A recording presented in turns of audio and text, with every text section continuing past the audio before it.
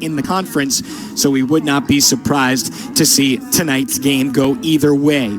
The lefty Anna Borgen in the circle here for Ole Miss. They're looking to get things started on the right foot once again here in Oxford. It's just a left-handed dominance in the circle, 97 1/3 innings on the year, so a lot of reps that has allowed her to command the zone. She throws to both sides of the plate. She's able to make the ball move. And a stellar low 60s changeup. She's able to keep hitters off balance. Just a veteran for them, just a leader in the circle that's able to set the tone, and that's why you're seeing her get the ball here in game one. McKenna Dowell will lead things off here for Auburn, the stalwart at shortstop throughout the last couple of years. She has started every game. Tyler King, then Alyssa Rivera. Sydney Cox for Mickey Dean has been moved down from her usual 3 spot into the cleanup. He loves what he has seen from that freshman out of Asheboro, North Carolina. And also wanted to note the center fielder Kaylee Horton, who transferred in from Ole Miss to Auburn. We know that she is going to be excited to play this series at her old stomping grounds. Nice night for some softball here to get this weekend series kicked off. Auburn and Ole Miss in Oxford, Mississippi at the Ole Miss Softball Complex. Anna Borgen ready in the circle, McKenna Dowell in the box, and we are underway with strike one.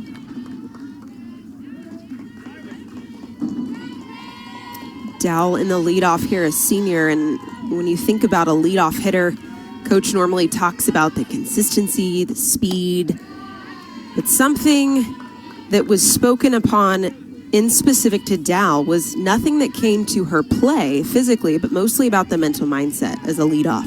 She doesn't get too high, doesn't get too low, doesn't get caught in the theatrics of the game, able to stay level-headed in this leadoff position, and that's why she's getting that start at the top of the order.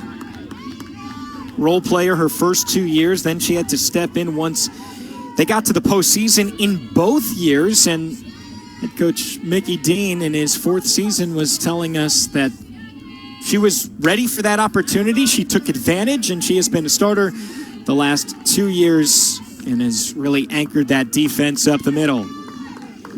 There he is, Mickey Dean there for Auburn, coming over from James Madison, where he took the Dukes to absolute prominence. Not a program you would expect to come out and potentially host a regional, but that's what they had done. And Dowell does have speed, 7 for 7 in stolen bases, so when she gets on, she can wreak some havoc on the base paths. Speed's so hard to defend.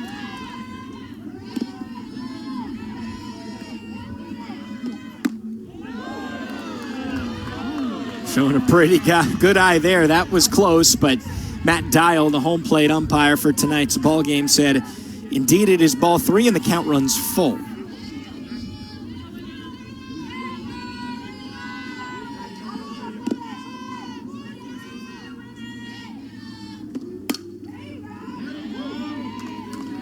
Borgen trying to establish that strike zone. You've seen her command the curveball on the outer half against Dowell. That lefty-lefty matchup, so she's staying away from Dowell in the leadoff spot. Challenging upper in the zone with that rise ball, but didn't get the call. It's already the 8th pitch of the at-bat here to Dowell. And she works a walk. That is an at-bat I know that you can appreciate, Aaron. Yeah, especially at the top of the order. Finding your way on. Any way to grab 60 feet will do, even if it's with a free base. And definitely something that Borgen does not want to set the tone at the start of this ball game. Never want to award a free base, especially to start off at the top of the first. Sometimes Auburn struggles to score runs as well, only averaging 3.5 per game. They get it done because their pitching is some of the best in the entire conference. In terms of ERA, they have 2 of the 3 lowest in the SEC. Shelby Lowe will be in the circle tonight. You'll get a chance to see her and what she brings to the table. That's a good sacrifice there. It goes 2-3.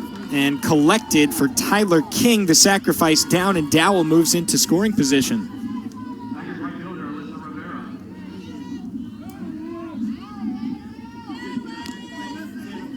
Small ball is the way that Mickey Dean's club wins games. This year, only 19 home runs on the season. They're not going to outslug you. They're not going to outscore you, but they do just enough, and that's what the coach is looking for. That was something that Coach Dean really had talked about, is that there's a lot of pride on defense.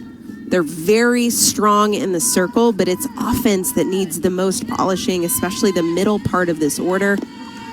It's the consistency that's going to allow this Auburn squad to go deep into postseason. They get it done on D, they get it done in the circle, but it's at the plate where they have to rise to the occasion. He wants to see them do better in situations like this. Runner in scoring position, 1 out. Can you produce that big hit to get yourself on the board? And that is the biggest question at this point for Mickey Dean. He needs the middle of the lineup to drive in runs, because Dowell and King don't really have much of an issue getting on. It's can Rivera, Cox, Perry, Schmidt, 3 through 6 hitters duplicate that kind of success. Rivera looks at strike number 3, and now 1 out away for Anna Borgen from getting out of this jam.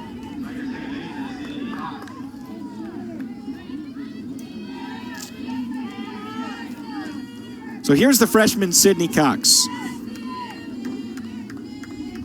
She has locked down second base, 2-time All-State back in her native North Carolina.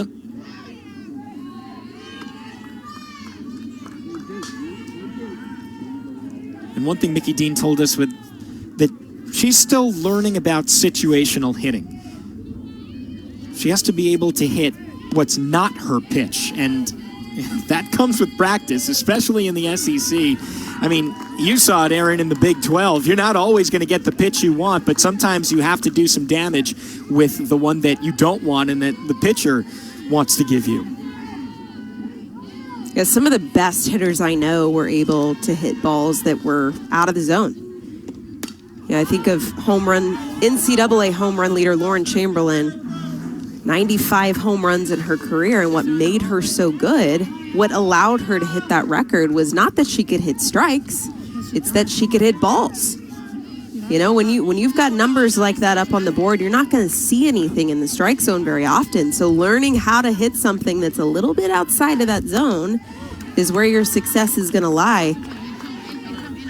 And especially in this 4-hole position for Sydney Cox, it's about not just waiting on something that's over the white of the plate, but being able to reach something and hit it off a wall that might be a ball and a half out of that strike zone.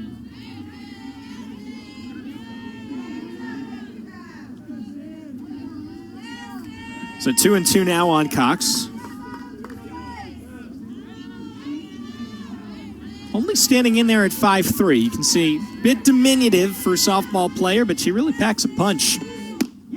Swings through that 2-2, and that will do it. A couple of strikeouts after Anna Borgen gets in trouble. She gets right out of it. Ole Miss coming up.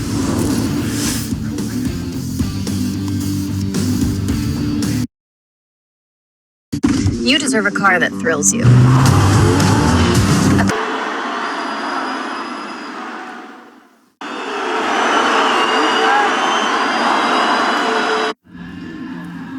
Our first look this weekend at Shelby Lowe, the terrific freshman out of Alabama, second in the SEC with a 1.07 ERA. She has a chance to easily post the best single-season ERA in Auburn history. Right now, it's 1.06 by Kristen Keys back in 2004. So she is 100th of a point off of that, with a lot of softball still to play. Sixth in the nation with a 9-to-1 strikeout to walk ratio. Aaron, this is a pretty special young player here for the Tigers. Yeah, and a lefty on both sides of the field, which I think is so interesting. One a senior, one a freshman, looking to start her career strong. So many similarities between both of these teams. Strong defense on both sides. Ole Miss, a very good defensive squad, still struggling to find their groove at the plate, both having lefty arms in the circle. And both of these squads with a lot of success after snagging that first game win within SEC play. For Ole Miss, it's Paige Smith to lead things off, followed by Autumn Gillespie. Jesse Puck has been inserted into the number 3 spot. And then Sydney Gutierrez, who head coach Jamie Traxel has been raving about when we talked with her early this week. Loves what she is bringing to the table, and now 2-1. First year for Jamie Traxel, coming over from Minnesota, where she took the Golden Gophers all the way to the Women's College World Series in 2019.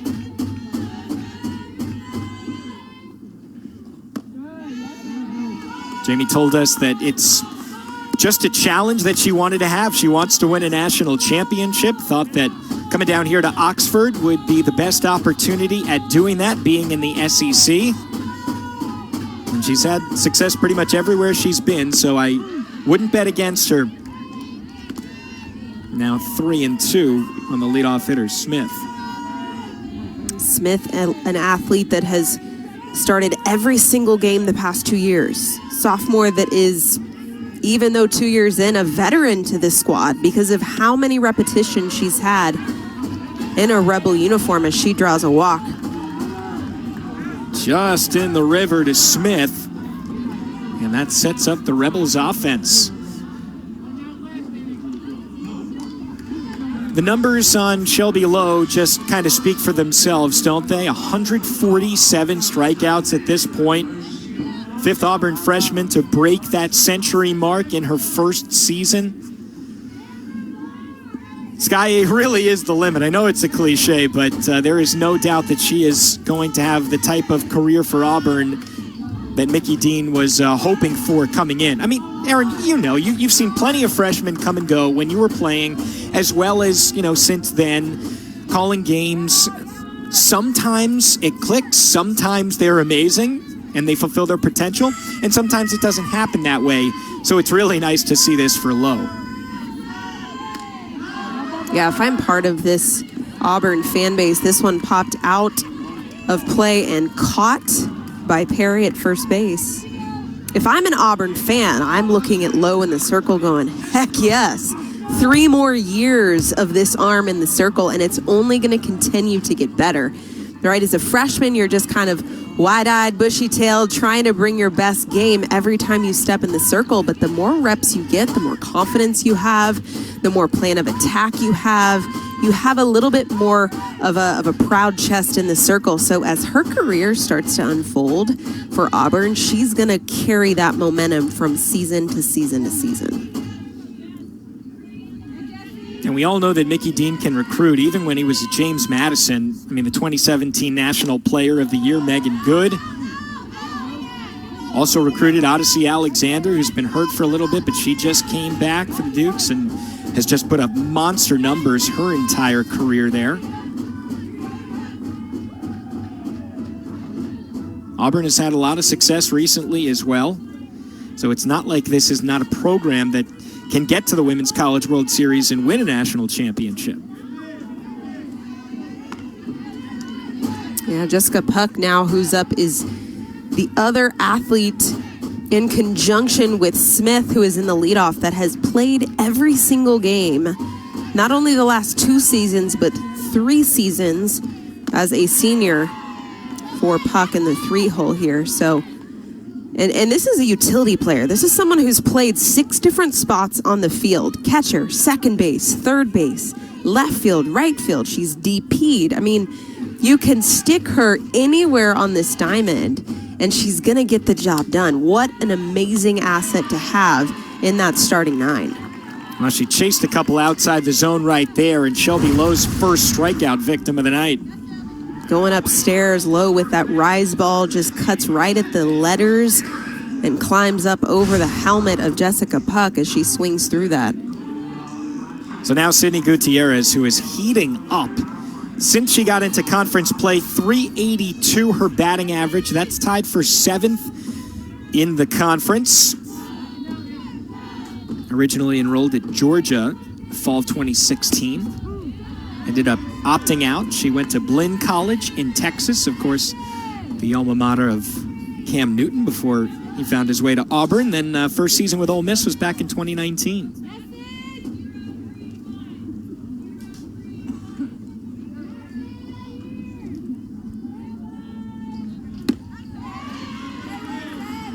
Blew it right by her, 0-2. Wow. Shelby Lowe with a lot of movement on that curve as well.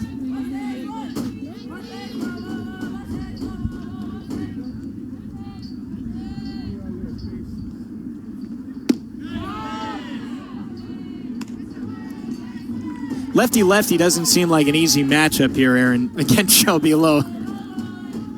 Yeah, with the lefty-lefty matchup, it's just about access point of tracking that ball out of the hand, especially when you've got a lefty that has a late-breaking curveball working away from you.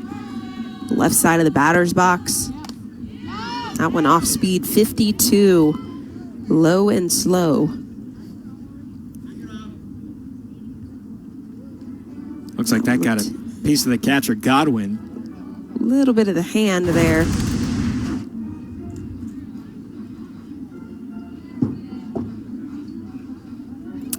I think the heel right of her hand above the opening of her glove. Oh, yeah, right, like off her wrist area. Or maybe where that armband comes in. It's a thankless position being behind the plate, but some do it and some do it well, including Godwin. And I guess she's okay. At this point in the season, okay is definitely relative when it comes to backstop stuff. No one is coming in 100% healthy when you're talking about, for Auburn, game 40 on the year.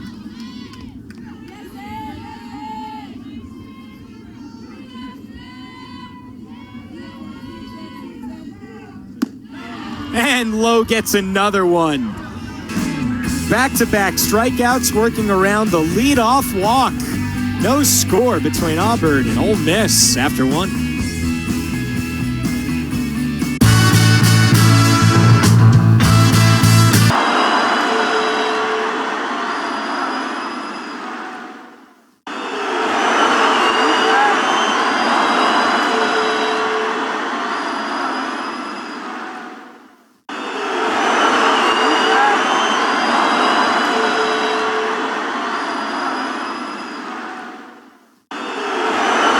That she's more into pickleball and golf, but loves one side of her life being team sports with softball, the other being individual sports, and she gets the best of both worlds.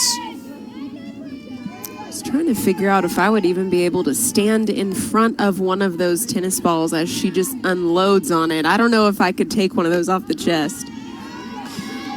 Is this when you were playing, or are we talking like if you went out in the backyard right now? I don't know if I could do it.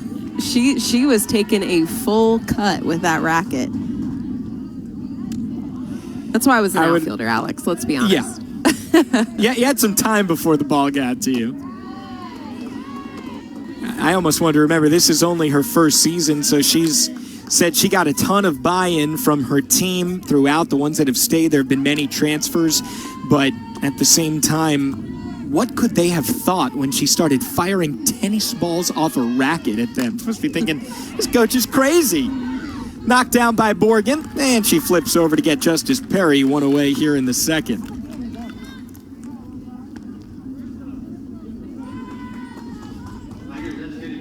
That was clearly one of those that Borgen thought was going to come with a little bit more mustard at her. Those off the end of the bat with the big swings.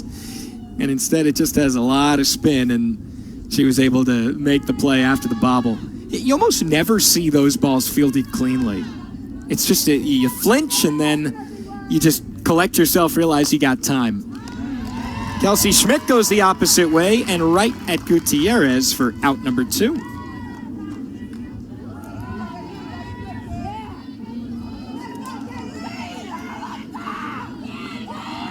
So after that leadoff walk to McKenna Dowell, it's been 5 in a row retired by Anna Borgen. And now Kaylee Horton, who is in the 7 spot for Mickey Dean here tonight.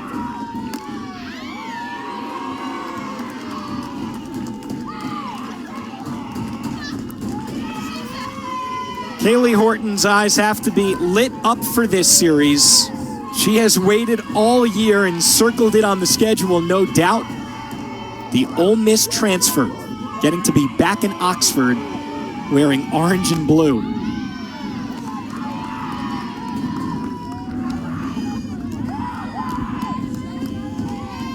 Horton was a member of the SEC All-Defensive Team in 2019, made only one error in right field all year. She patrols center now for Auburn. And couldn't hold up. Strike three. That is the third K of the ball game already there for Borgen. And the side retired in the second by the senior lefty.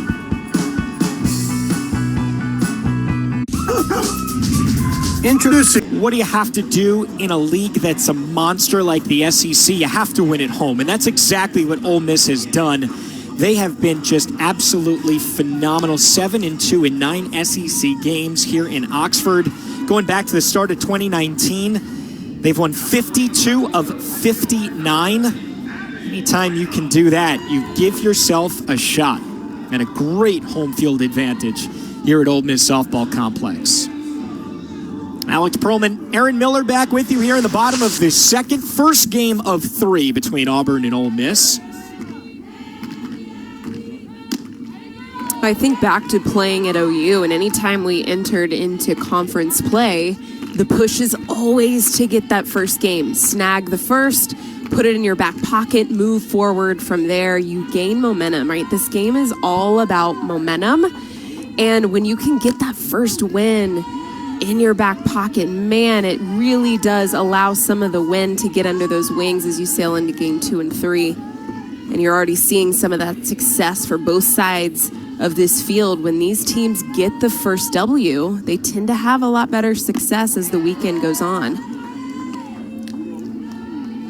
No doubt, just gives you a little more confidence. But, not only that, in the SEC, sometimes you think you have to play perfect softball and able to win a game and a series.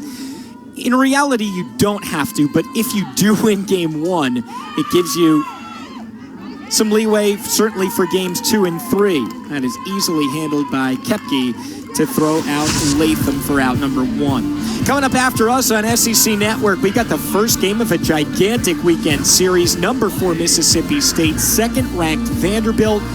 Bulldogs are 2nd in the West behind Arkansas. Commodores lead the East. It's right after us, 8 Eastern, 7 Central. Available on the ESPN app as well, so you can watch anywhere.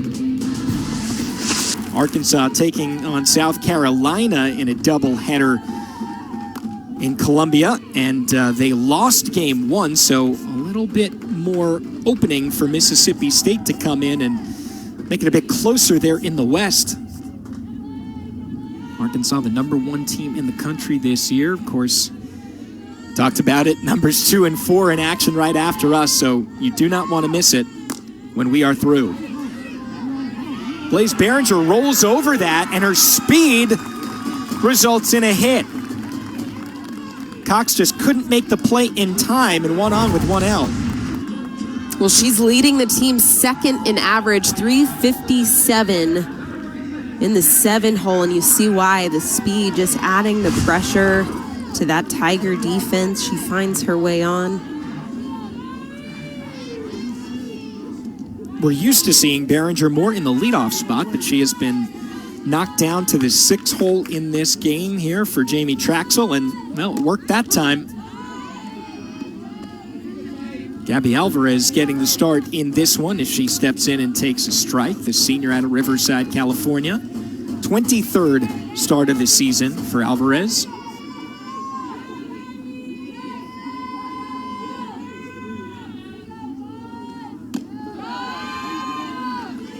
And 2 home runs on the air, so definitely some pop in this bat, the bottom of the order.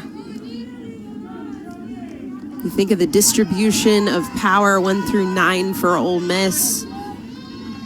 Part of putting those puzzle pieces together of what it's going to take for this offense to settle in at the play. That one right off of the Evo shield. And that is the least surprising thing that we will see all game long. Ole Miss being hit by a pitch. They do it better than any team in the country. Been plunked 65 times this year. Every game but 8. It's just remarkable. And I asked Jamie Traxel about it, and she didn't have a great answer. I don't think you really can, but she knows that her team is not going to get out of the way. That's one thing. They wear it. Well, and why not, right? I mean, free base, it'll do the same as if you hit one right through the infield. So if you can find your way on by standing your ground in that batter's box and just letting it sting for a second, why not?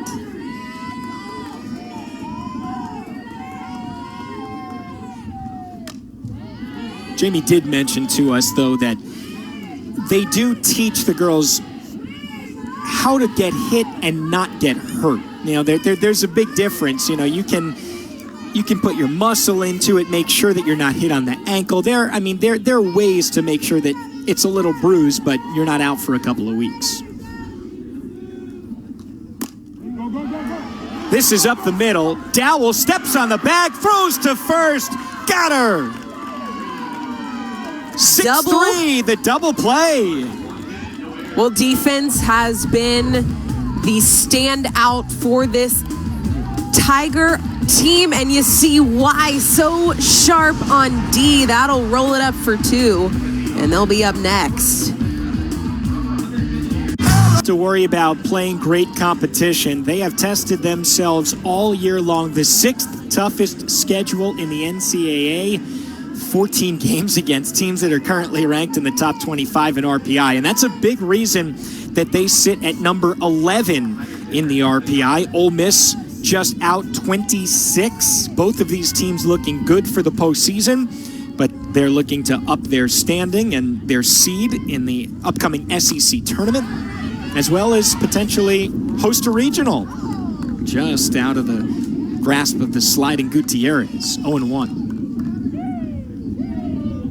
NCAA making the recent call of predetermined postseason locations when it comes to regionals, just part of that COVID protocol. A lot of adversity this year. That is off the glove of Behringer. No chance for Allie, no matter what she could do. There is Auburn's got Aspen Godwin, the catcher, on to lead things off. She muscles this one through, that one right off the handle of the bat. Almost unable to get a full turn of that lower body through the swing, but she extends just past second base there to find her way on. And you might think, oh, we're at the bottom of the order. No, only the number 9 hitter coming up. Well, Madison Koepke has been terrific. The sophomore out of Decula, Georgia, just northeast of downtown Atlanta. She took over the starting third base job in late March and has been absolutely phenomenal. I'll tell you, we do have a pinch runner here for Auburn. This is Jadea Jones.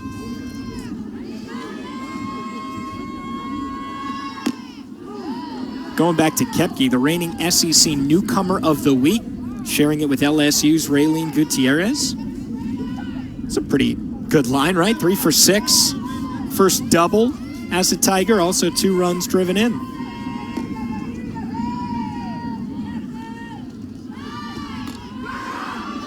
Popped up the bunt.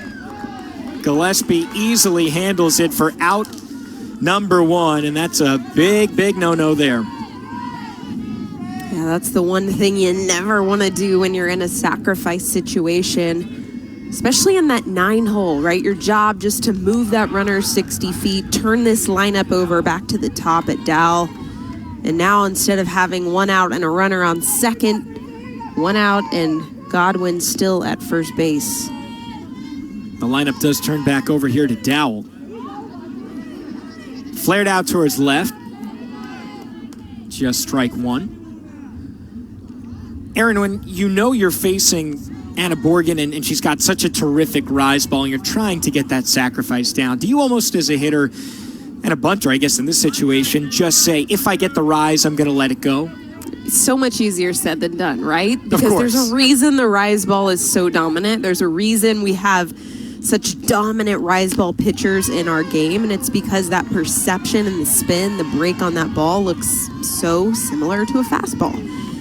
But when you're in that situation, you know you're facing a rise ball lefty and you have to bunt. To me, it comes down to hand position on the bat. Really making sure your hand is on the top half of that barrel and grip so that you're staying on the top half of that ball. Off speed, beautiful 44 miles an hour out of the hand of Borgen, just filthy. So we're talking like somewhere, and I think, I don't know, this saying like 22 mile an hour difference between. It's a large differential there. Almost teetering the line of too slow, dare I say it.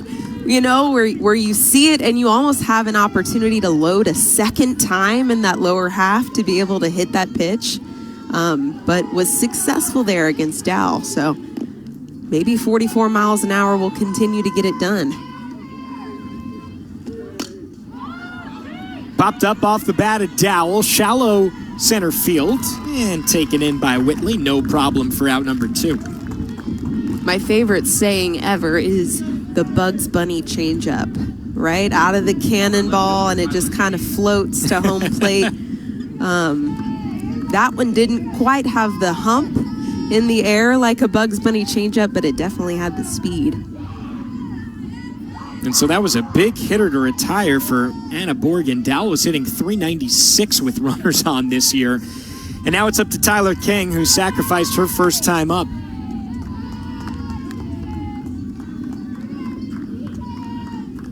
Auburn also got the leadoff hitter on back in the first inning to begin the game. That was Dowell. She walked and then got as far as second base, and that was it. We'll see if Godwin can get any further here in the top half of the third.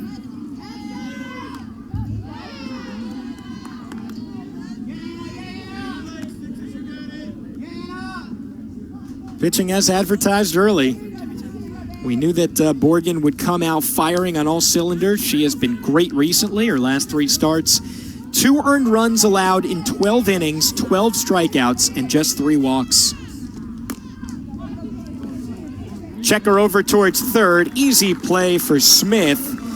And that will do it in the third. So that leadoff infield single, no problem for Anna Borgen. What is it? Trevor Lawrence and Zach Wilson. But that got us thinking, who were the most recent #1 overall NFL draft picks from the 2 teams that we're seeing right now, Auburn and Ole Miss? So you along at home, and Aaron, I'm going to put you on the spot now. Do you know the answer? Oh, no. Not at all. No way. Not even a guess. These are 2 very, very big names. I'm out. Okay. I'm gonna rely on you. Well, I already know the answer, so that doesn't really help. Our statistician JD Rutledge got it.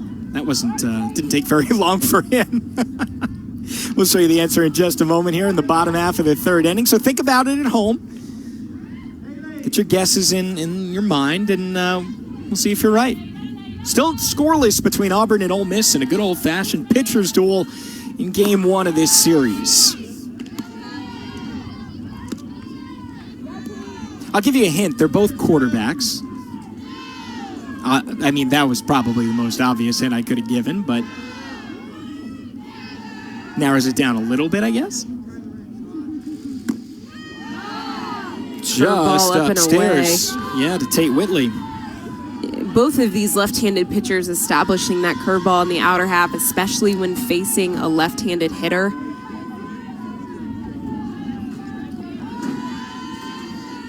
Quickly finding that strike zone, settling in on the outer half of the plate. And Lowe has no play. Whitley using that blazing speed to get herself a bunt single. All right. The answer to our trivia, Eli Manning back in 2004. Remember, he was picked by the Chargers, traded to the looking forward to seeing the draft on ESPN once again. And who goes number 1 overall? Probably going to be Clemson's Trevor Lawrence, but we shall see. Back to the top of the order here in Paige Smith. Walked her first time up. One of 4 to reach so far here against Shelby Lowe. And she pops this bunt up. Wow. I am shocked because this is now the 3rd popped up bunt that we have seen in this game already. Aaron, we're only in the bottom of the 3rd. This is something you don't see often just because short game is so vital when we talk about this part of the season. With run differential starting to narrow that gap as competition gets higher, the stakes get higher, it comes down at times to the little details, those tiny segments of your offense like sacrifice bunts, being able to move runners 60 feet.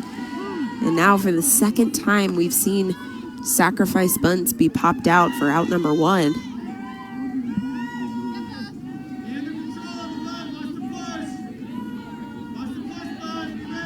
So Whitley still off of first base, 1-1 the count on Autumn Gillespie.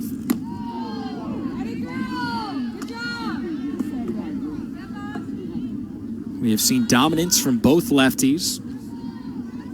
So they've pitched a combined 6 half innings. Twice each of them have faced the leadoff runner getting on, and no one has gotten further than second base in this game.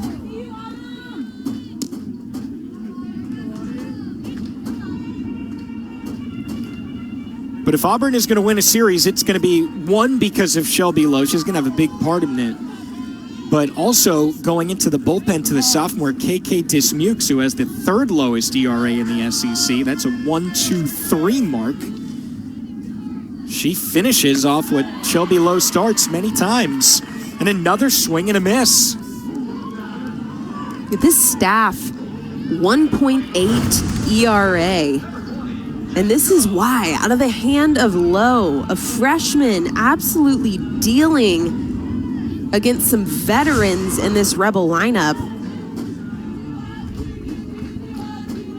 Very good numbers by this Tiger pitching staff, where their offense has been... I know you were very excited about what Patty Gasso was able to put together this year, going back to last.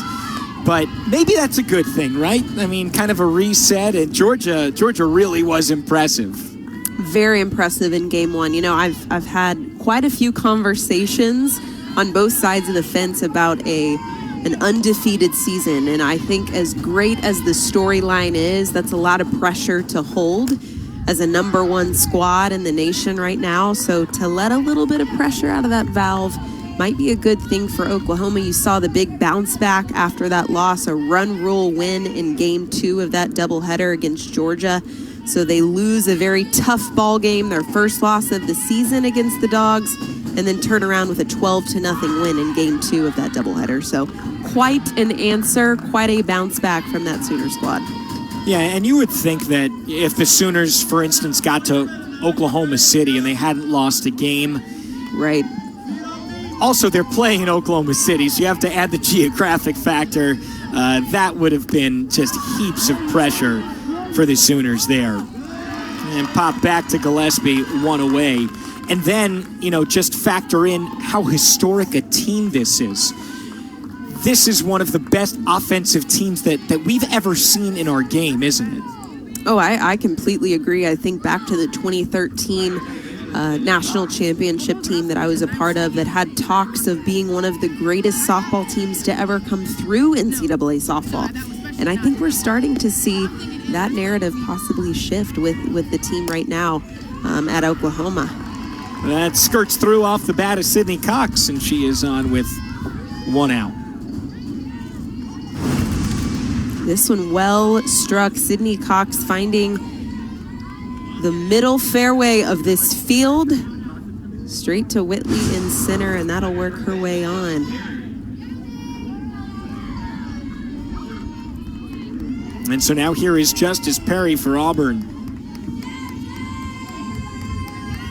Perry, who started almost every game at first base the last 3 seasons. Grad student now, Mickey Dean, speaks so highly of her ability to connect with her teammates on a personal level. She really has relationships with these players. Not so much outspoken on the field and at practice, but off of it. Those are the type of athletes and teammates that's kind of the glue of that team.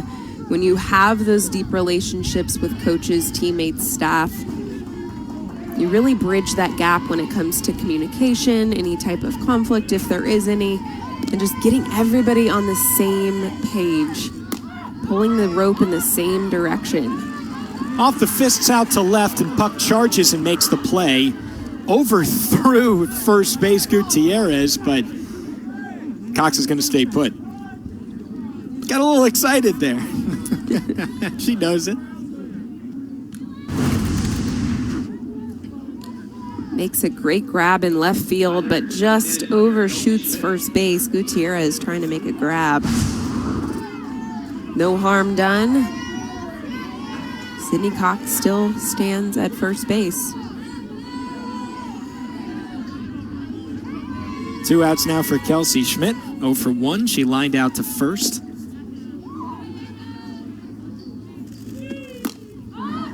And that is off the fists over to second. Behringer squeezes for out number 3. Anna Borgen absolutely dealing here at home against Auburn. You deserve a car that... The SEC softball tournament in Tuscaloosa. All 12 games on SEC Network or ESPN2. We cannot wait from the Rhodes House. After last year was cut short, they were supposed to host. So glad that we can get back down there because, Aaron, you know as well as I do, that place is going to be as jammed as possible, and it's going to be as loud as possible, especially when Bama takes the field. Well, if we're being honest, Tuscaloosa is probably one of the toughest places I've ever played. When we're talking about a fan base of over 5,000, I think, at full capacity in Tuscaloosa, they're rowdy and they're loud and it's electric in that stadium. It is a very hostile environment when you are playing the Tide. So that's an amazing place to host the SEC tournament and a tough place to try and snag a championship. Sydney Gutierrez leads off. How about the cleanup hitter with a bunt single to start things off in the bottom of the 4th? Shocking this defense. The 4-hole drops the bunt, and Godwin not able to come up in time.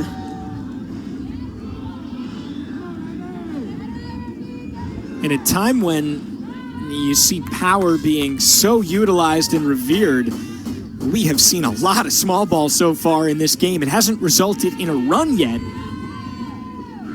but still, Abby Latham now.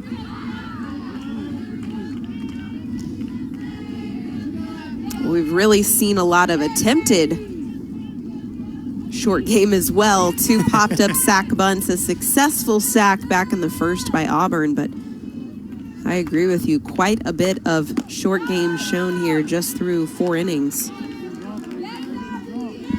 You think maybe what Mickey Dean and Jamie Traxel are thinking is this game could very well just be decided by one swing of the bat. So if we can get a runner on and we can make it a 2 or 3 run home run and not a solo shot, could be the difference. High chopper over to third, handled by Koepke for out number 1, but just the same as a sacrifice, Gutierrez into scoring position. Yeah, I think when you're talking about short game, you're really talking just about fundamental softball. Home runs aside, it's about moving runners 60 feet, finding a base hit to grab another 60, and possibly snagging that sacrifice fly in order to cash in a run. Because as you've seen through 4 innings, this has just been a pitcher's duel. Really good defense on both sides of the field, efficient pitches. So far low, the lefty freshman in the circle for Auburn, just 49 pitches thrown. Very efficient work through 4 innings. So Jamie Traxel going to make a change here. Macy Keister is going to come in and pinch run, getting a little bit more speed on the base paths there for Gutierrez. Although we also saw Gutierrez beat out a bunt single, so it's not like she's slow, but they really want to get some speed there. Again, that one run might be the ball game with the way that we have seen Borgen pitching.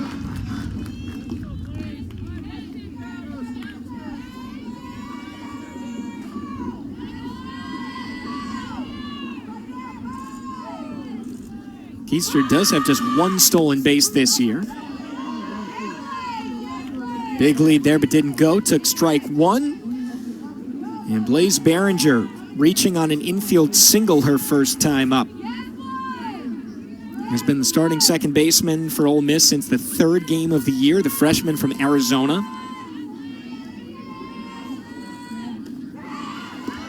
Chased it. The throw to third. Oh, wow, was that in plenty of time and right on the money. Keister went down almost on her last name. Yeah, it looks like she got tied up a little bit in the dirt. Not sure if there was a tripping hazard there in the base paths, but she goes down belly first, and an easy out there for Auburn.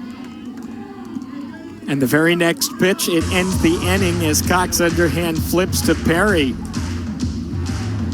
Looking for our first run here at Ole Miss. A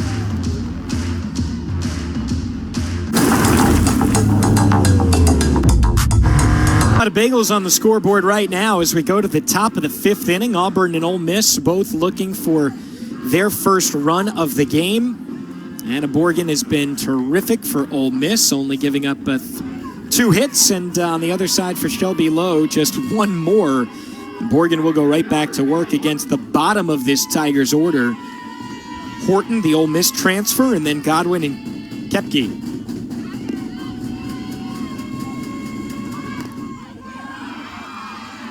High chopper to third, and not in time on the throw by Smith.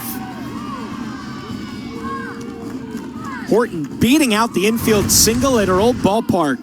Well, this is exactly the momentum Auburn needs, finding a leadoff on. Horton legging it out to first, putting the speed to good use. This one a very close play.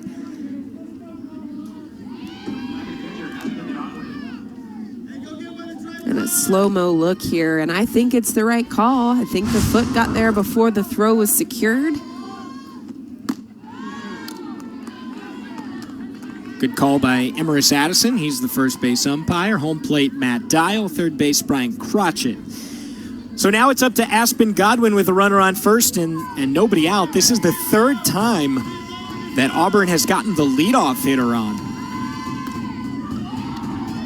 That is bunted right back to Borgen. And even with a little bit of a misread, she was able to make the play in time.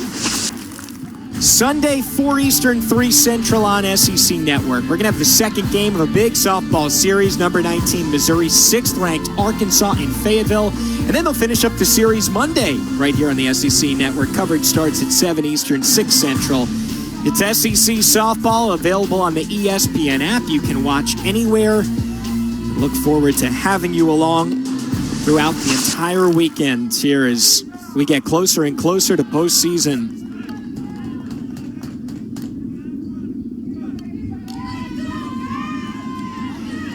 So after the sacrifice, Horton moves into scoring position, and now it's up to Koepke. First time that Auburn has gotten a runner to second base in this game. Since the first inning, that is, of course. McKenna Dowell walked and then got to second to lead things off, but it's as far as she went.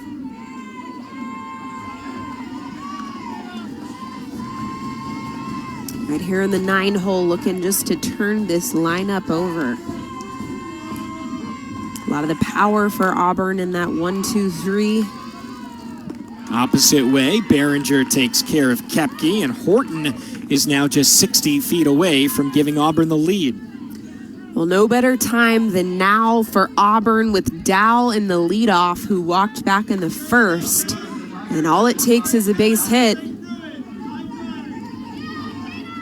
The 306 average, she's second on the team when it comes to consistency at the plate.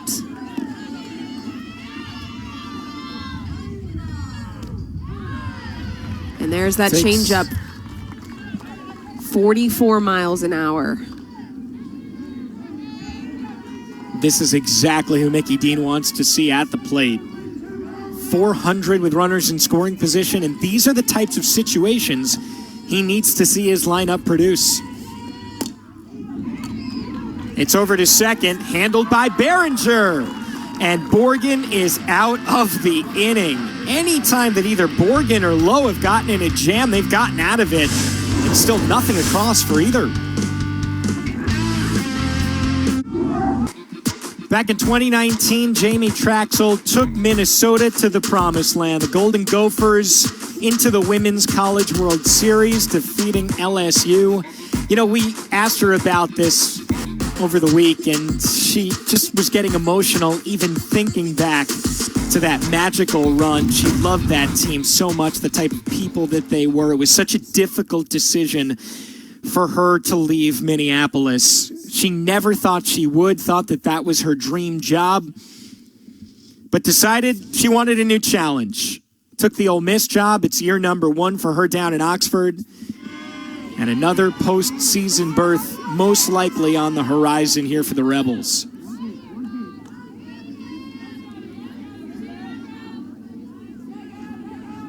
What a moment, and what a team that was, too. Amber Pfizer, one of the best pitchers in the entire country that season. She's back for her last year. And now Ole Miss has struggled against Auburn throughout. You know, they're looking for a series win here as well. She had talked about that transition and that this team had really taken her in with open arms. Trusted her expertise, trusted that she was going to bring everything she had to the table for this program. That's a tough transition. I think it's something that a head coach loves to take on, to bring their own flavor to a program, their own style, but you always wonder about how you're going to be received from a new program, a new group of women. She said this group of girls really took her in with a lot of love and open arms. Big cut and a miss there by Michaela Alley.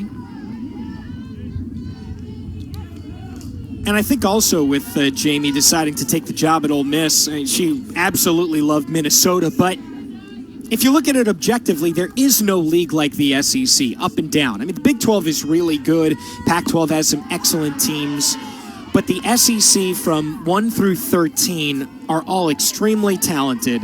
And if you can win in the SEC, and she earned that right. She has had so much success in her career that it was a great hire, no doubt, by Ole Miss. And she's trying to bring a national championship now here at Oxford. She's just changed the team that she's trying to do that for.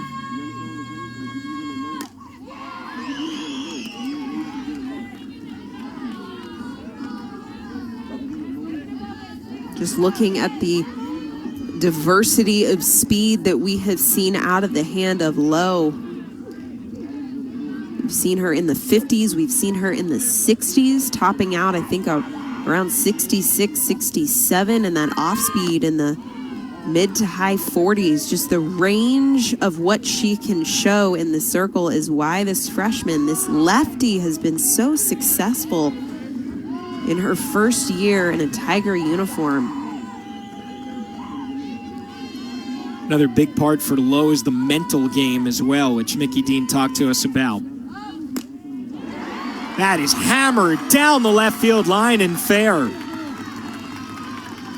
King gets it in and holds Alley to a single just because it was hit so hard. This is probably the hardest ball that we've seen hit. Pulled down the left field line. Alley getting around that curveball, hooks it almost foul, but stays within the white line. She finds her way on, possibly lighting a spark for this Ole Miss team.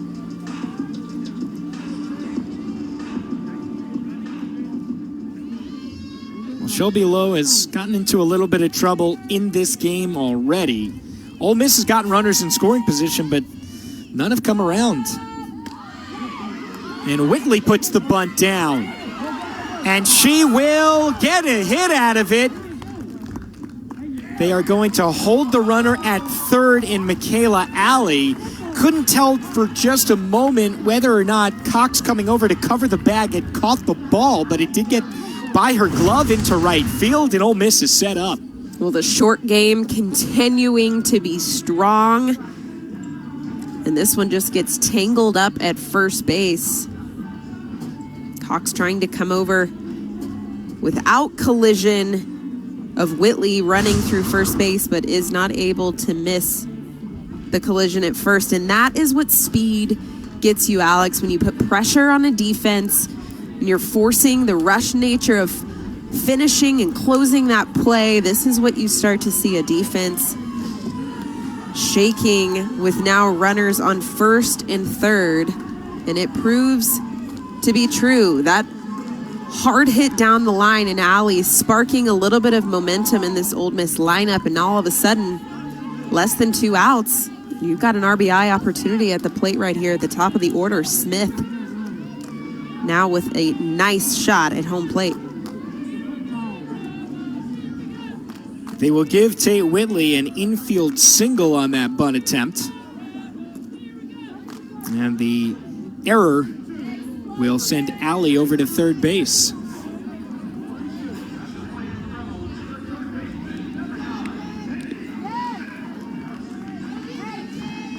So Paige Smith, who has driven in a team-high 33 runs at the dish. Kelsha Lofton will come in, pinch run. So she is at third base. And just 60 feet away now.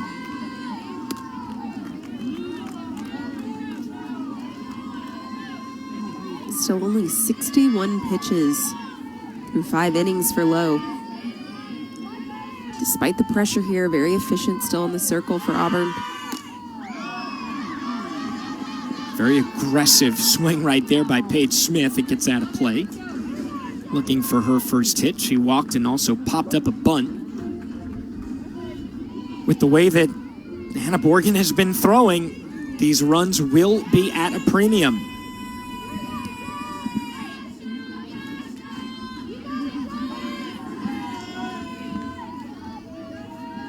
Double play still in order here as well, and Lowe is ahead 0-2.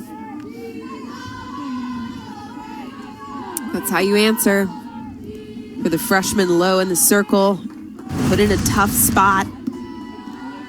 Runners on the corners, and she decides just to attack Smith in the strike zone, force her to swing the bat, and just rely on the defense behind her. Even though they've had a little bit of miscue with the speed and the pressure on D, she knows how tight the defense is behind her. It's been a strength for this Auburn squad.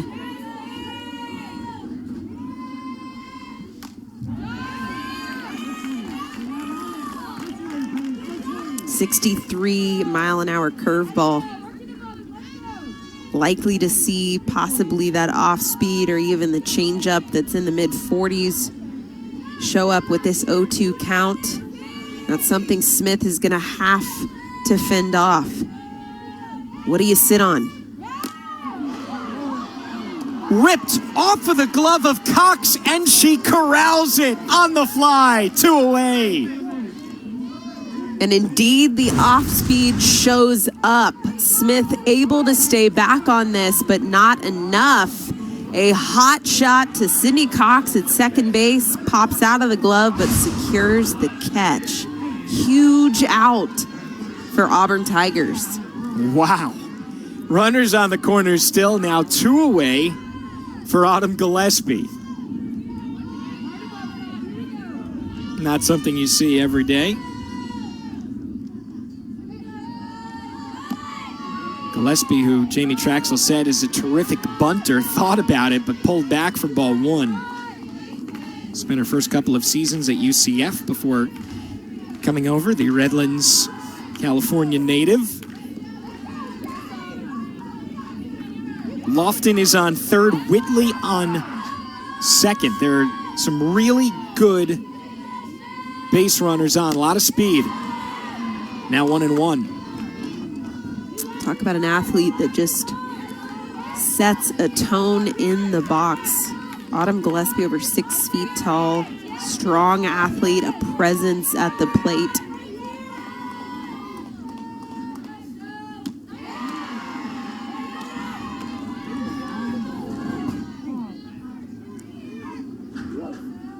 Shelby Lowe is just 1 strike away from getting out of this now.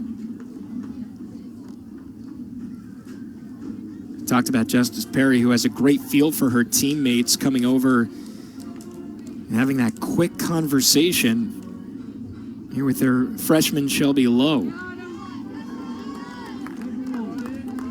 Sometimes it's that one word, that one reminder that does the trick and is the difference between an Ole Miss lead and a tie game. 1-2. Got her looking. Ole Miss strands runners on second and third. Still scoreless.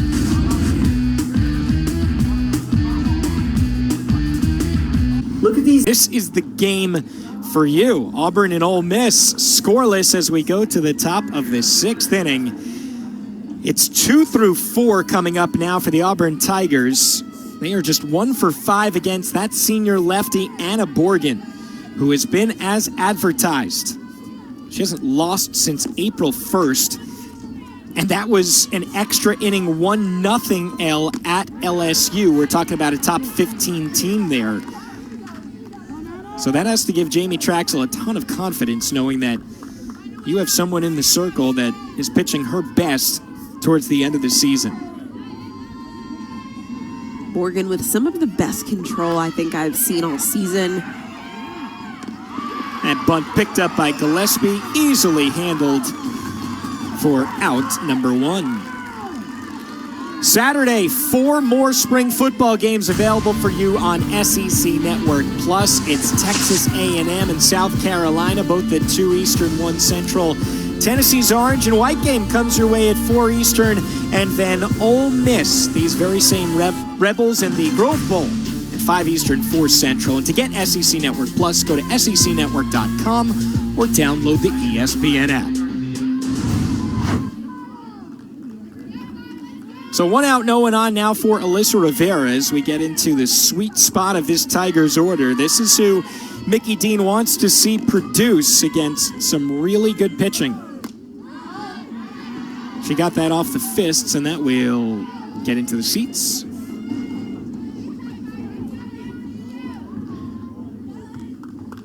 So pinch hitter, check that. Alyssa Rivera pulled for Lindsey Garcia, the sophomore.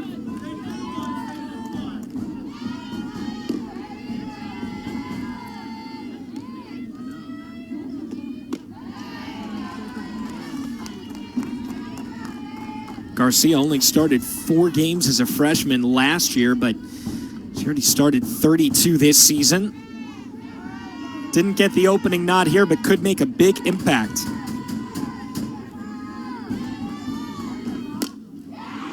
And she rips it up the middle for a base hit. Perfectly set up against the lefty, Borgen in the circle. Look at this open stance from Garcia. She strides in, which sets her up perfectly on that curveball to go right up the middle of the field. High IQ hitting right there. Pinch hitter Garcia coming in hot off the bench. Love it when pinch hitters take advantage of their opportunities. That fires me up. Mickey Dean certainly pulling the right strings there, and now Sydney Cox, who had to hit her last time up. Nothing but singles for either team in this game.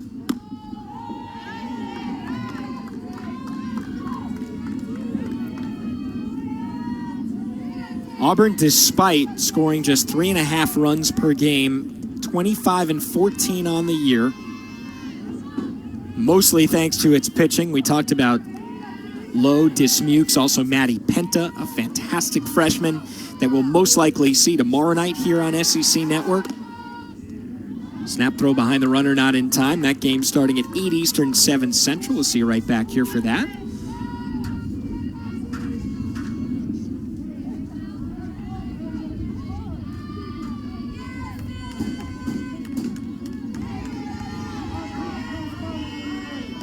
Two balls and no strikes. Cox ahead of Borgen.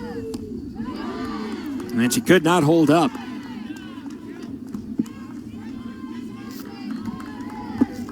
By the way, there was a change in scoring, talking about that ball that was thrown away on the bunt attempt last inning by Tate Whitley.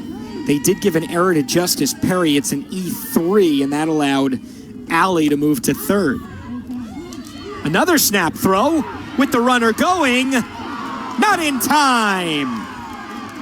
Brian Crotchett gave it a long look as Garcia took off on the pickoff. Well, exactly that. Baited her on that throw and then took off for the extra 60 feet.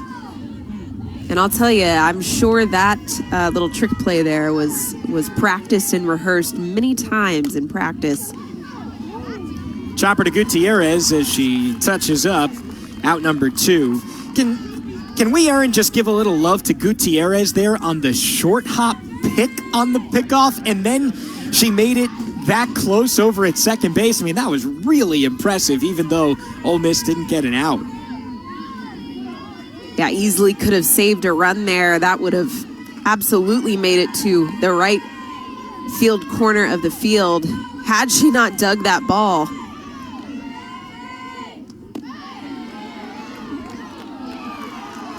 And so once again, Auburn has another pressure situation. An opportunity with a runner on third for Perry.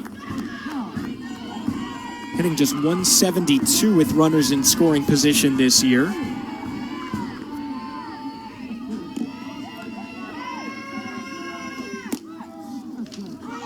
Over to third, knocked down, but it's foul.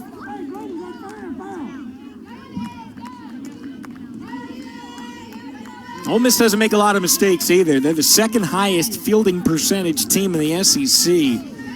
A clip of 979. Perry pretty good herself, though, in the field. 2-1.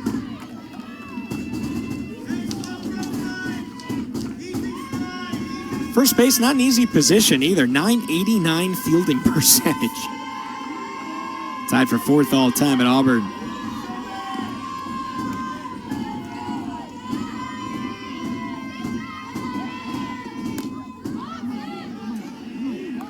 It'll stay in play, and Gutierrez gloves it. Well, Auburn gets a runner to third. But Garcia stranded 60 feet away. Has found her flow in the circle. 5 strikeouts through 5 innings. She's worked all sides of the zone. She's had the curveball on both sides of the plate. She's settled in with the rise ball, got Gillespie looking there. Back in the 5th inning, and a timely strikeout in that. 5 innings pitched, only 67 pitches thrown. Efficiency at its finest.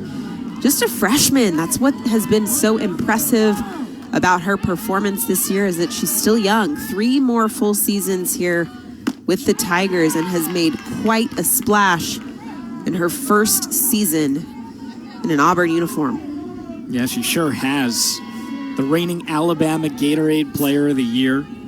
Ranked the number 9 prospect in the country by Softball America coming in. We thought she'd have a great freshman season, but this is maybe even above expectations. Now 1-1 with 3, 4, and 5 coming up for the Rebels, Puck, Gutierrez, and Latham. And I love what Mickey Dean told us about Shelby Lowe. She's incredibly competitive, but she never shows it. And we can see that. I mean, it's just business as usual out there. Does not get affected by any situation. Even in the high pressure situations, tie ball game, deep into this game against Ole Miss and just never misses a beat. Continues to throw competitive pitches in the strike zone, has challenged even the toughest hitters in this Rebel lineup. And oh, by the way, 5 Ks. I mean, just as a freshman, just mowing them down. 2-2 on Puck, who is working on a 17-game on-base streak. That could come to an end, though. 0 for 2 so far today. Hammers it the opposite way. I mean, she went all the way up into the attic and got a really good piece of that to lead things off. Ask and you shall receive, Alex. The on-base streak continues. This one right between the 3-4 hole, line drive into right field. And she will find her way on. It was the reverse broadcaster jinx there. It actually helped her. 4th time this game that Ole Miss has its leadoff runner on, and now the cleanup hitter Gutierrez. I mean, both teams have really had a lot of opportunities. You'd expect in a nothing game, it's just been absolutely dominant pitching, and it has been for the most part, but only 1 inning has Ole Miss not left someone on. It's exactly the same for Auburn. It's just great situational pitching by the lefties. Bunt put down, low, Fields and fires, 1 away. Puck advances. Yet another sacrifice bunt. A lot of short game, but nobody has cashed in the run. Can Ole Miss do it here in the 6th? RBI opportunity for Abby Latham, who has been a mainstay for this Rebel lineup. A huge leader offensively, 5 home runs on the year. And she's showing bunt once again. A couple of bounce outs to 3rd on her docket. And it might be easy to forget, but I mean, this game is just rolling right along. If Ole Miss scores here, they're 3 outs away from winning the series opener.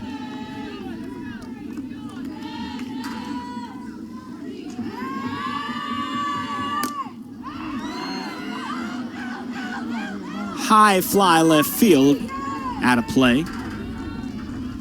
Ole Miss just 1 for 11 today against Shelby Low with runners on base. Nothing for 3 with runners in scoring position. The two teams combined 1 for 22 with runners on base in this game.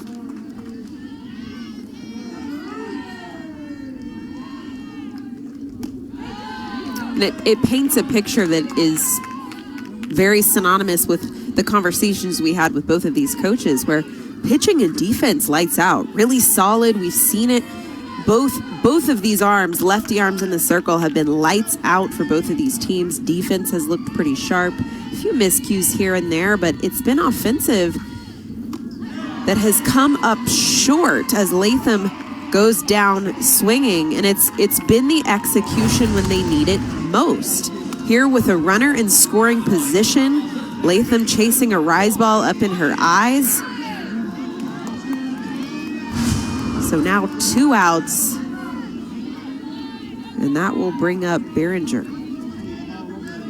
This is only pitch number 79 coming up for Shelby Low. Runner on 2nd. That is the go-ahead run in the form of Jessica Puck. And Behringer takes right down Broadway for strike 1. That's the 4th hitter to take strike 1 in this inning. Aggressiveness, right? The best pitch that Lowe is showing these hitters is the first one out of the hand. Why not swing at that first pitch?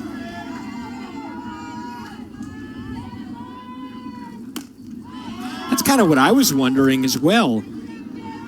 Mickey Dean told us throughout his research, he's found that if you let strike 1 go by in SEC play, your average decreases 150 percentage points. That's a big deal.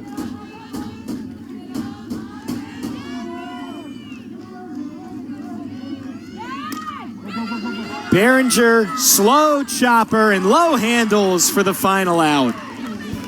Another leadoff hitter on for Ole Miss, and another time she does not cross the plate. We're scoreless, go to the 7th. You can tell this is really crispy, juicy, and tender because we would...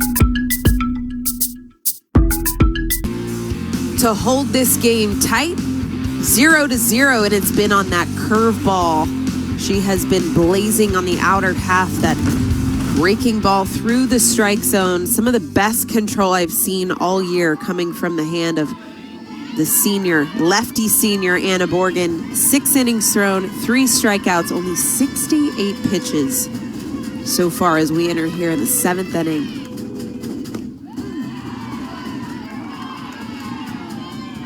And the first pitch, a strike to start things off, just pitch number 70. Wow. Really has been efficient.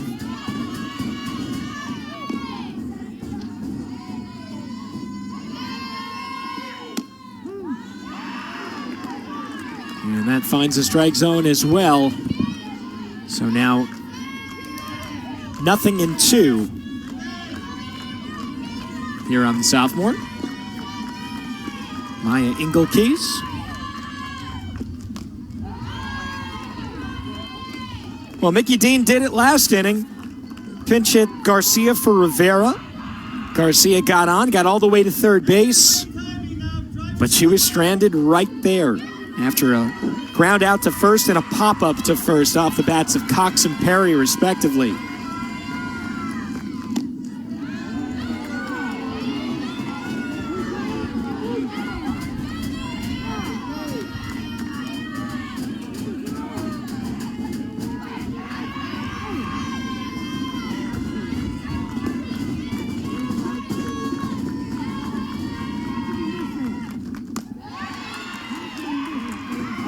Engelkeys battles back 2-2. Auburn has had a hit in each of the last 4 innings here against Borgen, kind of similar to what Ole Miss has done against Lowe, but nobody has been able to push a run across, as you can see.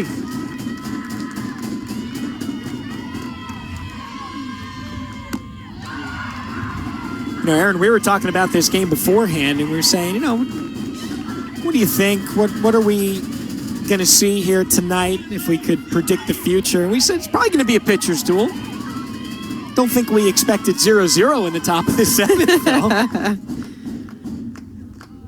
Well, you mentioned it. Sometimes those pitcher's duels make the suspense totally worth it. And we've got 2 stellar left-handed arms battling it out through 7 innings so far.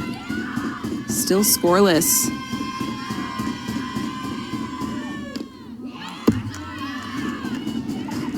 Two aces who have been outstanding.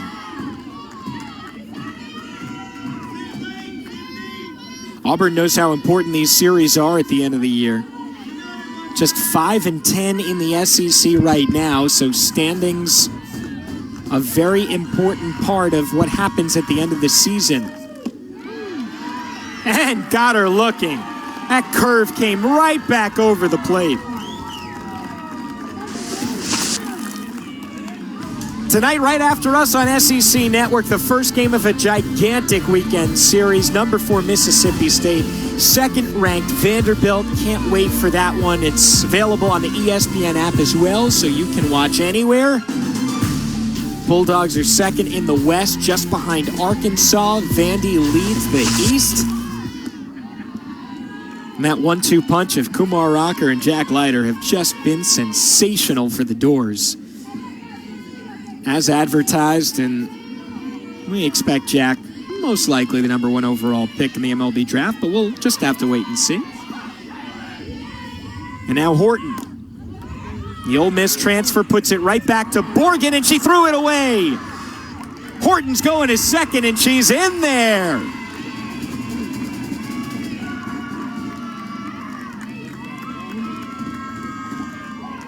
Waiting to see what the official call will be. If the error will be given to Borgen in the circle. Fielded cleanly, but spiked right to the feet of Gutierrez at first base. Borgen has been such a steady Eddie through this game, but miscue on the throw to first base, and that will allow a little bit of momentum for Auburn here at the top of the 7th inning. Now a runner in scoring position in less than 2 outs. And Alex, if I am Godwin at the circle, I am looking to capitalize on this opportunity, knowing that this could be our last at-bats. I am looking to gather at least another 60 feet for Horton at second base so I can continue to pass the torch to turn this lineup over. So E1 there allows Kaylee Horton into scoring position for Godwin, as you mentioned, Aaron. 344 this year with runners in scoring position. Auburn 0 for 4 there in the last 2 innings, though. Are you looking for something early in the count? So far through this game, I would say first pitch strikes have been looking tasty, and we have not seen a lot of aggressiveness when it comes to first pitch strikes. And I definitely was a hitter that loved to swing early in the count. I think when it comes down to percentages, a lot of pitchers like to attack early. That's kind of a storyline that we hear from pitchers all across the nation. Get ahead early, then work your pitcher's pitches. And so far for both of these teams, we haven't seen early cuts.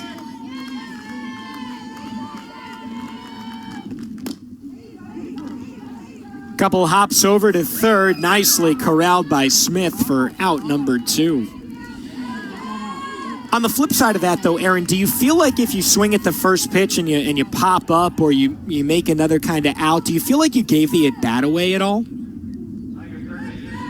Yeah, I think it's honestly a style thing and a game plan thing. When it comes to being aggressive in at-bats, it's scouting, right? It's knowing who you're facing. So if you know you're going to face a pitcher that likes to hammer the strike zone aggressively, that's probably a game plan and a high IQ decision that I'm going to make. It's about playing your odds, knowing who you're facing, and knowing the situation. Both of these pitchers have been efficient. So in knowing that as a hitter, I'm probably going to take my odds and go, all right, if it's early in the count, I'm going to let her rip.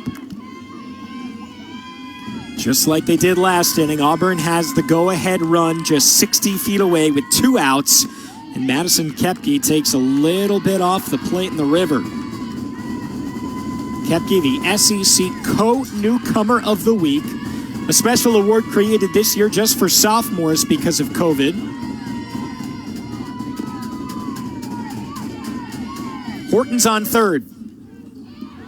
Fisted foul.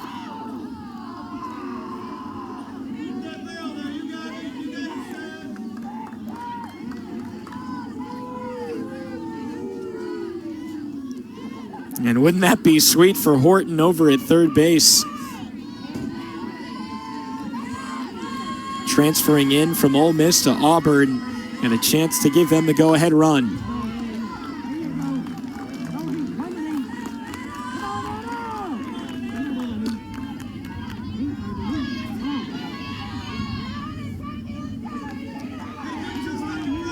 Rebels have the bottom of the order due in the bottom half of the 7th.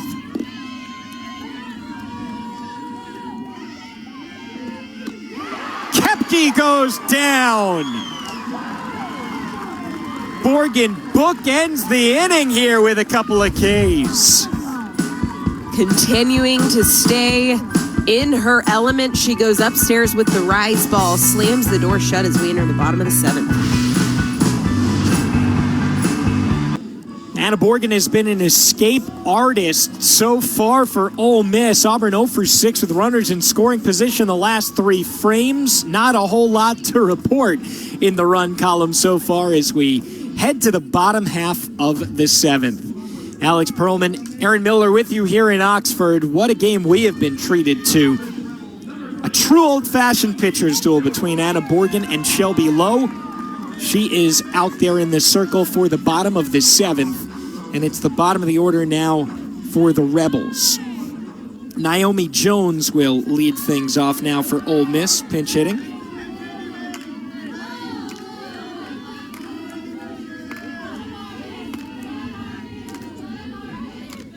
We are back underway.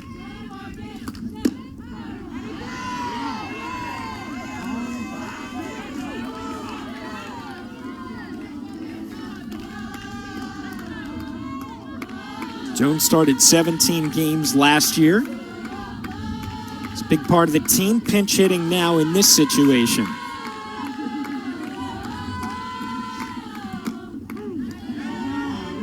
And he got the high strike.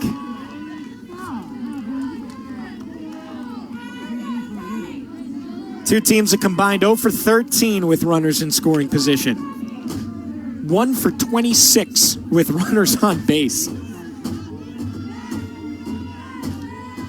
Pitchers have just been that good. Jones bunts it up and speared by Godwin. What a catch! Wow. So much pop behind the plate. Godwin immediately jumps off the heels, belly first slide to make this grab, and that will take the air out of the Rebels' lungs, looking to grasp on any momentum and spark that they can. 1 out and nobody on board.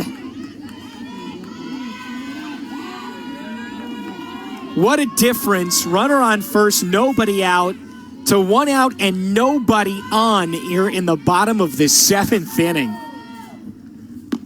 Michaela Alley now, who takes inside and up. Those are the little plays that can make all the difference when you're talking about a 0-0 ball game. And Aaron, just how hard that play is to make with all the catcher's gear on, locating the softball, diving, taking it right off of the clay. Incredible. The part that always gets me is the helmet. I don't know that I could see where a pop-up like that is with the helmet on, but she's able to track that ball down, secure the catch. It's like second nature back there. I love it.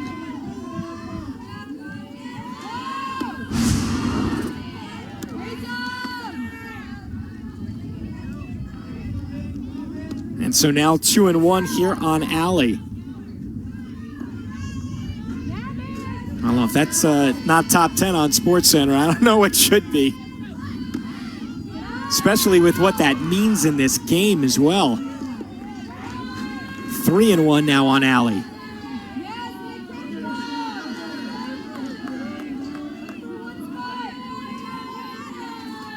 She's one of 2 players to reach third base for Ole Miss. Nothing across.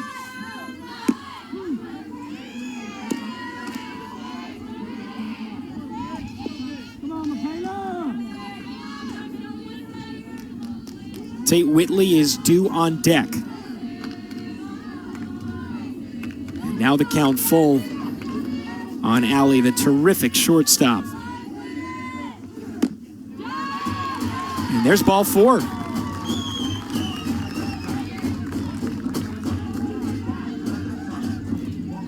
That's the 3rd free base out of the hand of Lowe. 2 walks and a hit by pitch.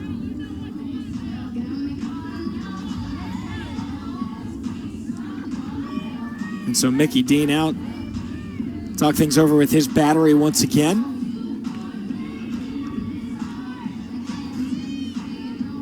For Shelby Lowe, just trying to navigate through this 7th inning and give her team a chance. Try to get to extra innings here in the first game of 3 between Auburn and Ole Miss. Both teams have won 2 straight SEC series. For Ole Miss, their only conference series losses this year were at top 20 teams in Arkansas and Georgia. Auburn beat number 12 Kentucky last weekend, Texas A&M before that. And now it is up to Tate Whitley.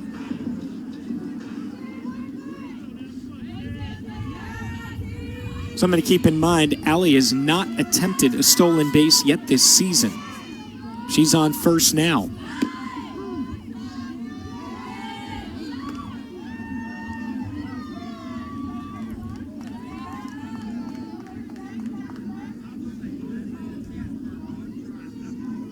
Whitley has certainly had the most success of anyone here against Shelby Lowe. worked around 5 hits.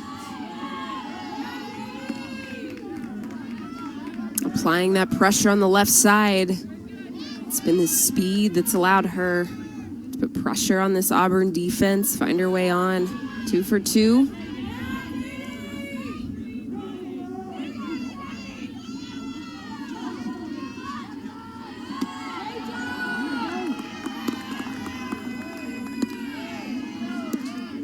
So now you kind of wonder at this point, I mean, Shelby Lowe's only thrown 93 pitches, but when you're Mickey Dean, you have the luxury of KK Dismukes. When does she enter this game, and when do you try to maybe change up the look a little bit?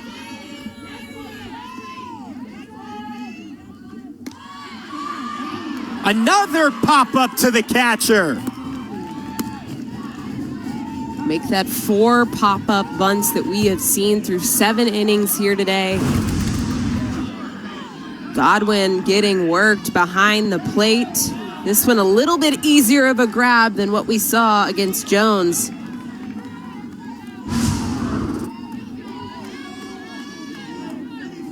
And clearly, the Auburn defense is up to the challenge, and I think Mickey Dean is going to be livid with the inability to get these sacrifice bunts down on his side and Jamie Traxel on hers. And it's not just one team, it's both of them that have been failing in that aspect. And again, it's 0-0, Aaron. You push a runner over and you get one big hit, the game's over.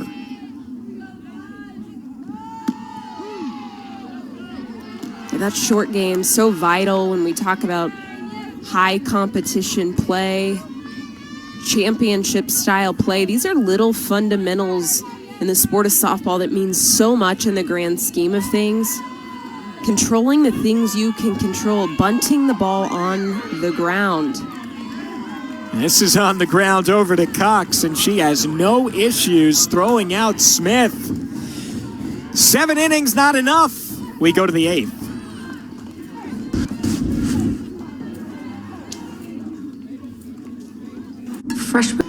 Numbers do tell the story in this game. 7 innings in the books, no runs across for either Auburn or Ole Miss. And we've got some extras for you here on a Friday night in Oxford. So glad to have you along. Alex Perlman, Aaron Miller with you, and Anna Borgen, no surprise, back out in the circle. Only 85 pitches through regulation, and she has been fantastic, not just overall, but in getting out of tight spots. Honestly, Aaron, both her and Shelby Lowe have just done a magnificent job with runners in scoring position. So she's got a handful of strikeouts, but really relied on the defense behind her. This Ole Miss defense has been so sharp all year long.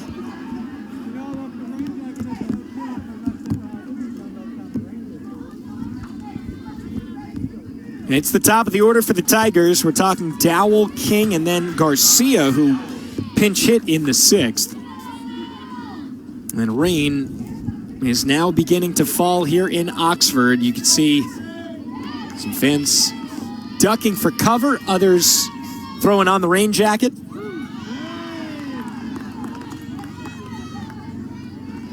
There were storms that were supposed to blow in here. Thought there might be a chance the game would be done before that happened, but of course we are in extra innings now in the top of the 8th.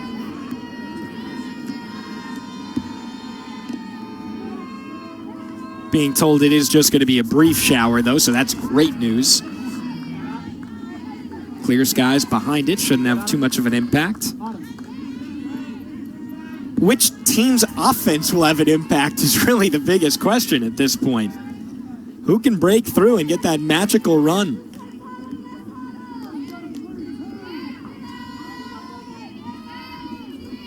It's like the pot of gold at the end of the rainbow. It's pretty elusive at this point.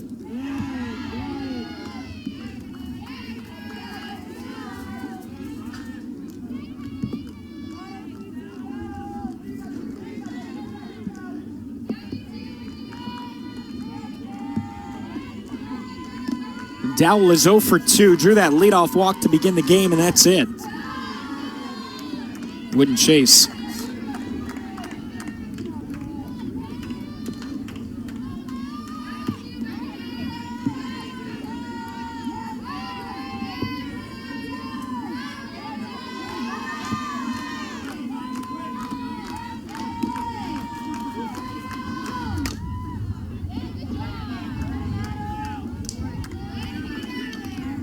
Aaron, at this point, how hard is it when you're at the plate to just not press?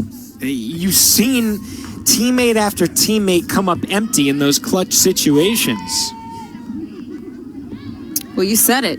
I think focusing on not pressing, not making the moment bigger than it is, not trying to get too analytical at the plate, but trust that you can just see ball, hit ball, and rely on the athleticism, rely on the talent.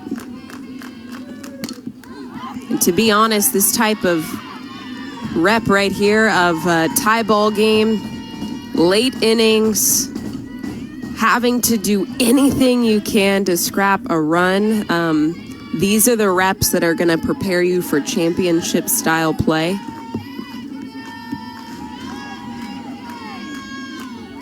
And we are not too far away from the postseason.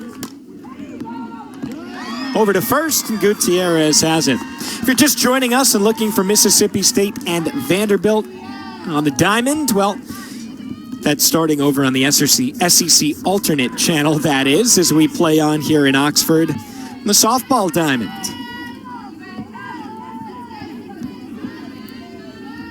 Alex Perlman, Aaron Miller with you, hoping you'll stick with us. This is quite a ball game, so you'd be crazy not to. Still scoreless.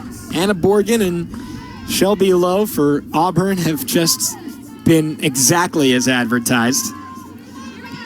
Borgen, who hasn't lost since April 1st, has worked in and out of jams. Lowe has done the same. The best freshman in the country. Slow chopper over to short, and just in time, the throw by Allie. A very good play by Allie, communicating with Smith at third base. An off-foot throw to snag the second out. That's a very athletic out right there. Right off the end of the bat. Paige Smith has looked excellent at the hot corner all game long. Each team with one error, but has not led to anything across the plate.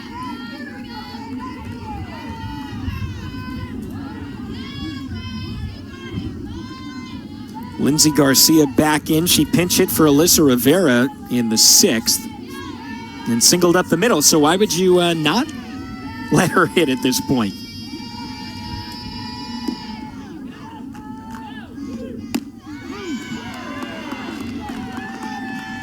I mean, you've seen Borgen now 2 or 3 times. Everyone in the lineup has. Aaron, what adjustments are you making here? Swing early. We've seen a lot of 1-1, 0-1 counts. I think it's a matter of taking those hacks when it's anywhere near the strike zone. That one way foul. Yeah, but she took one of those cracks at it.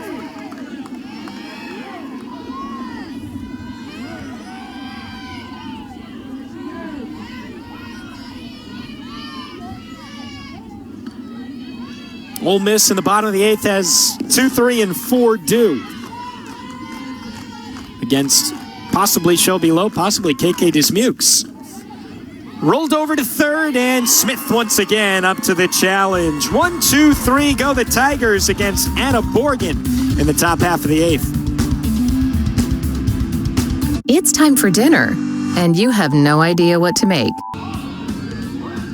All right, Dari, well, we got a pretty good one cooking here as well. Auburn and Ole Miss are still tied as we go to the bottom of the 8th inning. Alex Perlman, Aaron Miller with you, and Rebels will start things off with the big catcher, Autumn Gillespie, who is 0 for 3 so far against the fantastic freshman Shelby Lowe.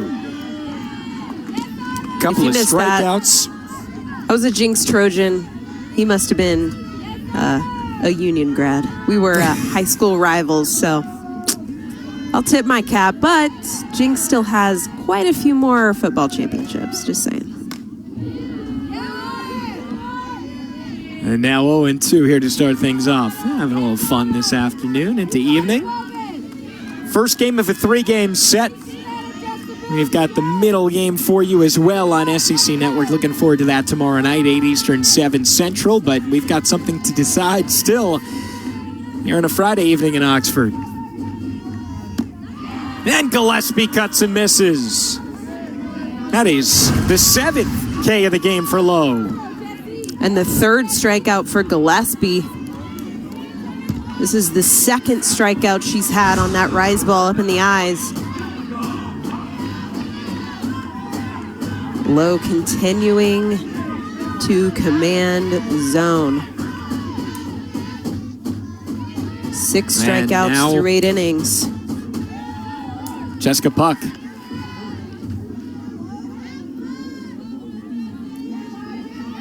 Remember, she ripped a single the opposite way, went up at her eyes, took the rise ball to the right field, but stranded at second base. Lowe got the next 3.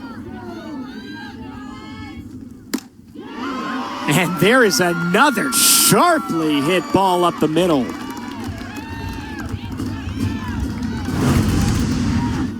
Well struck. Back-to-back singles for Jessica Puck. Up the middle of the field to find Horton in center. The winning run is on. And the cleanup hitter coming up, Gutierrez. See her batting average at .317 now. Coming into the weekend, was hitting .382 in SEC play. That was tied for 7th in the conference.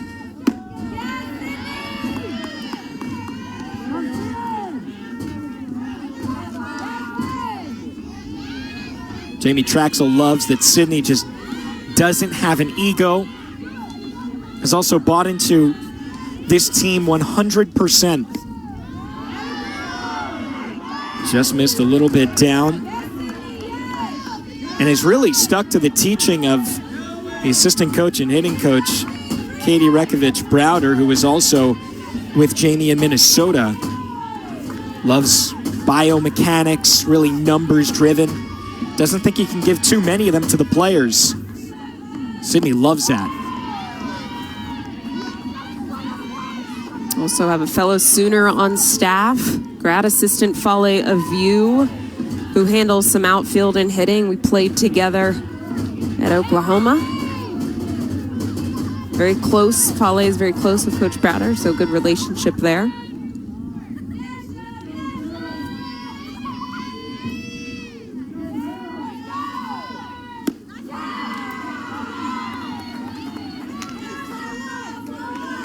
Never rattled. Hard to believe she's a freshman. I guess we are pretty far along in this season, but still, for a first-year player, this is mighty impressive.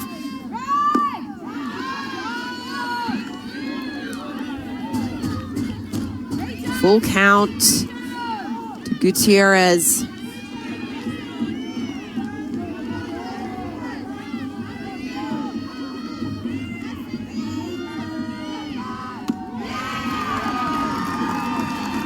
The winning run in scoring position now for Ole Miss. The 4th free base out of the hand of Lowe. 3 walks, hit by pitch.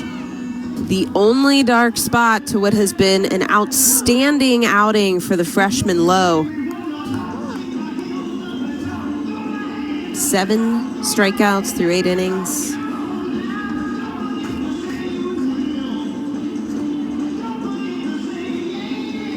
Mickey Dean out again, 108 pitches for Shelby. We can still have some fun out there and joke around with her catcher, Godwin. Just making sure everybody is on the same page here, because it really does affect the entire defense, doesn't it, Aaron? When ball's put in play, everyone needs to know where they're going in this type of situation. I think right here it's more about just handling this pressure. 2 runners on, only 1 out on the board, and what could be the ball game if a run crosses. Just holding your ground. Again, not making the moment bigger than it is, but doing what you know how to do best, which is solid defense, solid pitching, survive and advance to hit one more time.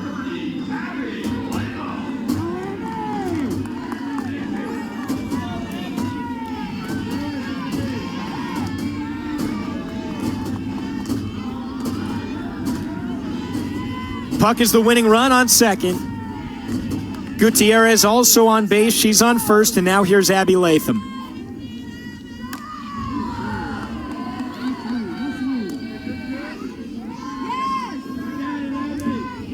Latham searching for her first base hit, has been 0 for 3, 2 ground outs and a K.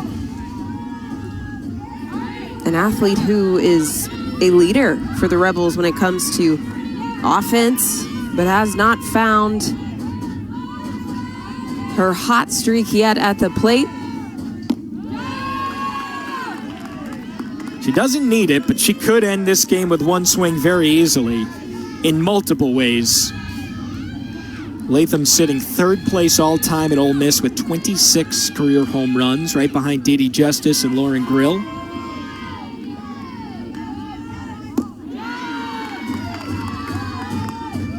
Lowe starting to fall a little bit out of the strike zone, normally making much more competitive pitches, even when called a ball, but has been falling quite a bit out of the strike zone.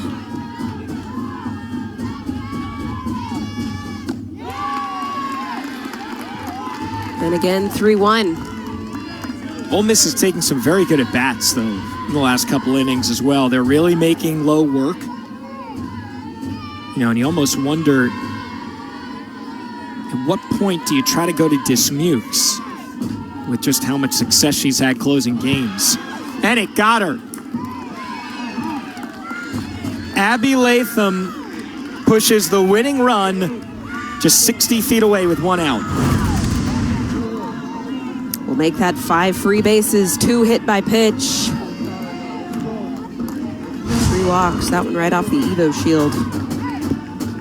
Ole Miss doing what it does best. They still lead the nation after getting hit twice today. That's 67 times this year. And so the bases loaded, 1 out. It's up to Blaze Behringer. An infield single and a couple of ground outs. Puck the winning run on third. Up the middle, and that'll do it! Rebels take game 1 from Auburn. An incredible outing for both of these teams into extras and a 0-0 ball game to the bottom of the 8th. Both Lowe and Borgen, the lefties, senior versus freshman. And Behringer gets it done. A bases loaded single to close it out for the Rebels. It took until the bottom of the 8th inning, but Ole Miss does come up with the win, and they start out this series with a W. Third time in the last 3 weeks that they have done that, and they will look to win their 3rd straight SEC series.